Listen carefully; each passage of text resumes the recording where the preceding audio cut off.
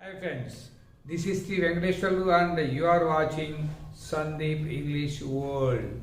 If you want to learn better English, don't forget to subscribe to our channel.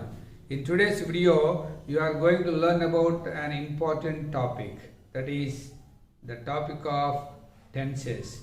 The topic of tenses is as important as heart to man.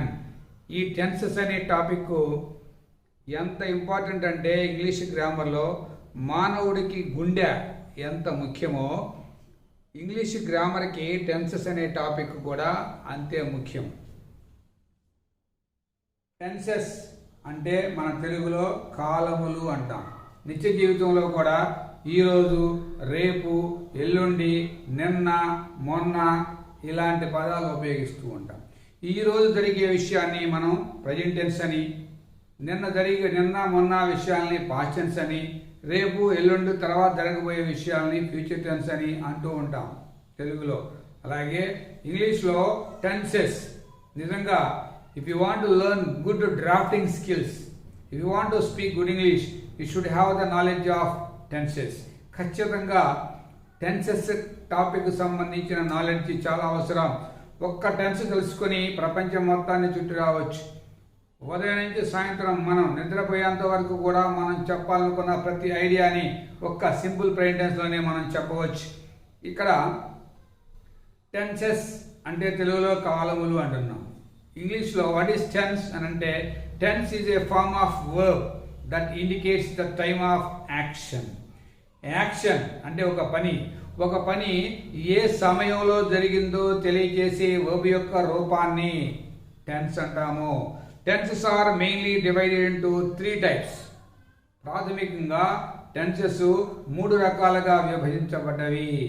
ఏమిటవి అంటే present tense, past tense, future tense. Present tense జరుగుతున్న కాలం, past tense జరిగిపోయిన కాలం, future tense జరగబోయే కాలం.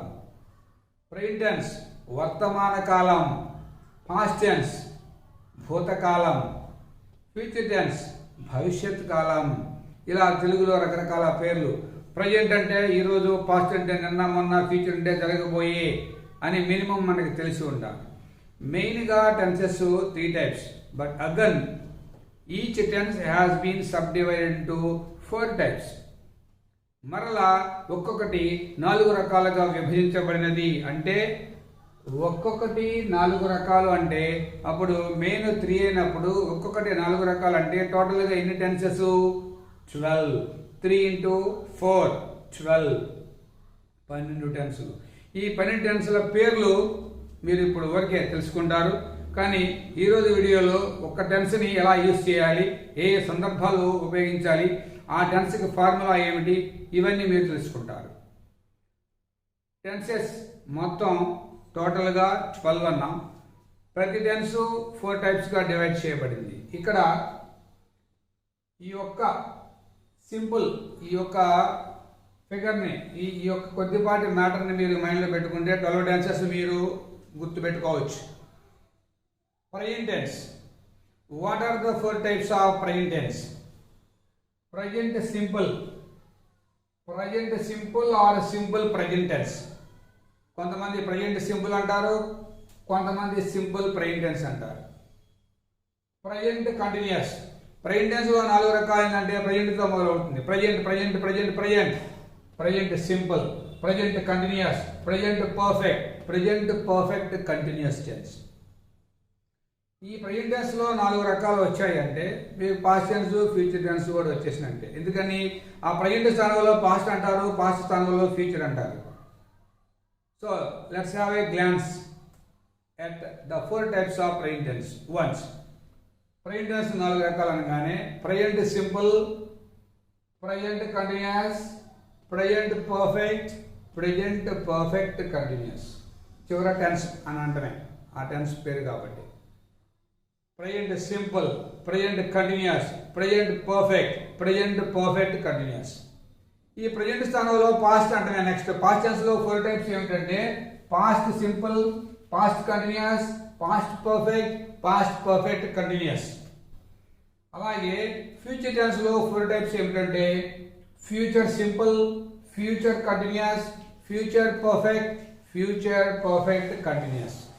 అలా minimum మనం ఆ 12 names tenses మొత్తం 12 టైప్స్ అన్నప్పుడు ఆ 12 నేమ్స్ తెలుసుకొని ఉంటే మనం ఏ సందర్భంలో ఏ టెన్స్లో మాట్లాడాలి, ఏ టెన్స్లో రాయాలి అనేటువంటి ఒక కాన్ఫిడెన్స్ బిల్డప్ అయితే ఓన్లీ టెన్సెస్ అనే ఒక టాపిక్ నేర్చుకొని నిజంగా ఎంత సెల్ఫ్ కాన్ఫిడెంట్గా ఉండొచ్చు అనేది మీరు ప్రాక్టికల్గా తెలుసుకుంటారు.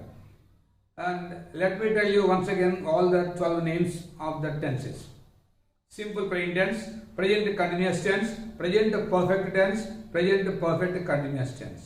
Simple past tense, past continuous tense, past perfect tense, past perfect continuous tense. మరలా ఫ్యూచర్లో simple future tense, future continuous tense, future perfect tense, future perfect continuous tense. అలా టాప్ టు బాటమే కాకుండా బాటమ్ టు టాప్ కూడా వస్తే ఇంకా బాగా పర్ఫెక్ట్గా మీకు మైండ్లో ఉన్నట్టు అనమాట ఆ టెన్సెస్ నేమ్స్ మొత్తం. Let me say the names of these 12 tenses from bottom to top. Future perfect continuous tense, future perfect tense, future continuous tense, simple future tense. Past perfect continuous tense, past perfect tense, past continuous tense, simple past tense. Present perfect continuous tense, present perfect tense, present continuous tense, simple present tense. అలా నిజంగా it is easy for us to say 1, 2, 3, 4, 5, 6, 7, 8, 9, 10. But it is difficult for us to say 10, 9, 8, 7, 6, 5, 4, 3, 2, 1. Look at the examples of the very first tense, that is simple present tense. What is the basic formula for simple present tense? Subject plus V1. What is V1? The first form of the verb is called V1. Each verb has 3 forms. ఇంతకు ముందే చెప్పాము, గడిచినటువంటి వీడియోస్లో చాలా క్లాసుల్లో చెప్పాము. ప్రతి వర్బ్కి 3 forms ఉంటాయి. టెన్సెస్ అనే టాపిక్ బాగా రావాలన్నా, తప్పులు లేకుండా రాయాలన్నా, తప్పులు లేకుండా మాట్లాడాలన్నా ప్రతి వర్బ్కి 3 ఫార్మ్స్ ఉంటాయి. అవి కరెక్ట్గా యూజ్ చేయాలి. ఏ గ్రామర్ బుక్లో చూసినా ఆ 3 forms verb conjugation of verbs అంటాం. వర్బ్ యొక్క మొదటి రూపం సబ్జెక్ట్ ప్లస్ V1. మనం దేని గురించి మాట్లాడతామో అదే సబ్జెక్టు. సబ్జెక్ట్ అంటే subject is nothing but the doer of the action. ఈ యాక్షన్ని చేసే దాన్ని సబ్జెక్ట్ అంటాం. నేను ఒక పని చేస్తున్నాను, ఐ, మీరు చేస్తున్నారు, యు, వాళ్ళు చేస్తున్నారు, దే, ఫ్యాన్ చేస్తుంది, ద ఫ్యాన్, లేకపోతే ద టౌన్ ఆఫ్ చీరాల చేస్తున్నానుకో చీరాల అంటాం. ఇండియా చేస్తుంది, ఇండియా అంటాం. దేని గురించి మాట్లాడతామో అదే సబ్జెక్టు. ఇక సబ్జెక్ట్ ప్లస్ V1. ఏ సబ్జెక్ట్ ఉంటే V1 యాజ్ ఇట్ ఈజ్ గా ఉంటుంది, లేకపోతే దానికి ఎస్ చేర్చాలి అనడానికి కింద formula. I, we, you, they, go. First person singular plural, second person singular plural, third person plural. Already persons గురించి కూడా చెప్పాము గత వీడియోస్లో. I go, we go, you go, they go. But he or she or it goes. A verb చెప్పినా ఆ verb V1 కి yes లేదా ES. ఎప్పుడు అంటే when the subject is in third person singular, particularly when the subject is third person singular, we have to add yes or es to the given verb. I play, we play, you play, they play. But he or she or it plays. I read, we read, you read, they read. But he or she or it reads. I like, we like, you like, they like. He or she or it likes. అంటే third person singular subject గా ఉన్నప్పుడు, he లేదా she లేదా it subject గా ఉన్నప్పుడు పక్కన వచ్చేటువంటి verb కి ఎస్ లేదా ఈఎస్ ఖచ్చితంగా వస్తుంది.